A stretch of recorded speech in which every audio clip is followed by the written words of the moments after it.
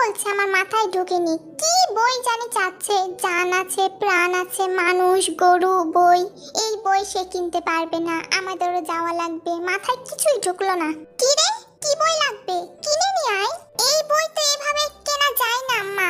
এটা আগে ফ্যামিলি গিয়ে দেখে শুনে আসতে হয়, তারপর পছন্দ হয়, তারপর কথাবার্তা ঠিক করা হয়, আর তারপর আনার জন্য অনুষ্ঠান করতে হয়। এভাবে এই বই আনতে হয়, ফ্যামিলি গিয়ে দেখে শুনে আনতে হয়। কেমন বই আবার এটা? চল গিয়ে কিনে নিয়ে আসি। এই বই লাইব্রেরিতে থাকে না তো আম্মা, মানুষের ঘরে থাকে। কি বোঝাতে চাচ্ছিস তুই জাঙ্কুক? লাইব্রেরিতে থাকে না মানে? এটা আবার কিসের বই? দেখ তেরি কি, এতক্ষণ ধরে বোঝাতে চাচ্ছি, তোমরা বুঝতেই চাইছো না। আমার বউ লাগবে, বউ। বলেই জাঙ্কুক এক দৌড়ে ঘর থেকে বের হয়ে গেল।